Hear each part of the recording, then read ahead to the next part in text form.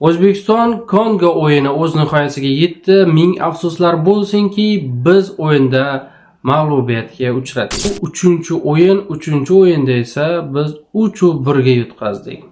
Eslatib o'taman, Kolumbiya bilan ham 3-1 ga yutqazgan edik va Portugaliya bilan 5-0 ga yutqazgan edik va biz 50-50 kuchlarimiz teng degan komandaga esa 3-1 ga yutqazdik. Va nihoyat biz jahon chempionatidan guruh bosqichidan chiqa olmay ketdik. Endi hamma uyga qaytadi va men o'ylaymanki, menimcha O'zbekiston uchun bu yilgi jahon chempionati tugadi. Endi hech kimda hafsala bo'lmasa kerak boshqa komandaga ham o'sha muxlislik qilishga.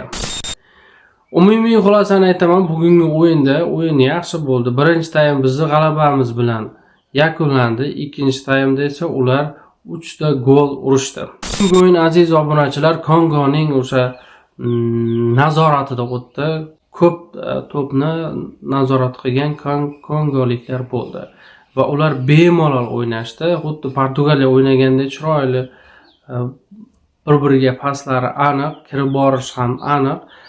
Bizni eng katta xatoyimiz sezganim o'yin davomida ko'proq orqaga tashlash, ya'ni majburda orqaga tashlash, oldinga ochila olmaydi. Oldinga shu bir-birini nimasida ochilib keta olmaydi. To'silib turganda majbur bo'ladi orqaga tashlashga. Va ikkinchi xato, himoyaga borganda, himoyada Husanov turtib ketardi yo obutib ketardi-ku. Bunda 2-3 ta himoyachimiz yuring deganda o'sha yonida turib yurib boryapti birga. U tikka kelyapti. Unda qarshisidan chiqib yoki bo'lmasa yonboshdan kelib olib ketib bo'lmayapti-da.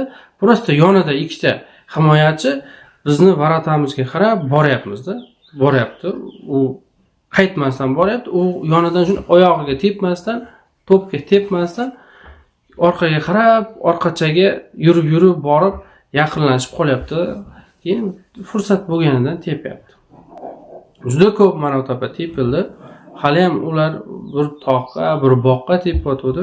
Shundan ham 3 tasi varatani ichiga kirib ketdi. O'zimiz Tojboy birinchi marta aytganda, o'zimizdan chiqmaguncha qiyin.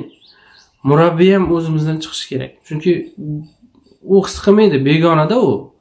Unga his qilmaydi, unga oylik kelib turadi, bo'ldi. U yutsa, yutqazmasa, unga unchalik og'rimaydi. Biz xohlagan narsani u unchalik xohlamaydi, bizda o'tadigan narsalar uni tanasidan o'tmaydi. Shuning uchun o'zimizdan bo'lmaguncha foydasi yo'q.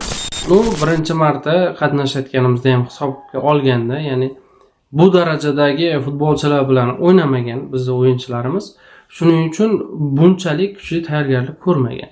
Mana endi o'ynashdi, ko'rdi, o'sha qanday o'yinchilar borligini, o'yin qanday bo'lishini ko'rdi. Endi kuchliroq tayyorgarlik bo'ladi degan umiddaman. Bundan keyingi 2030-yilda bo'lib o'tadigan jahon chempionatida nasib bo'lsa chempion bo'lamiz, xudo xolasa.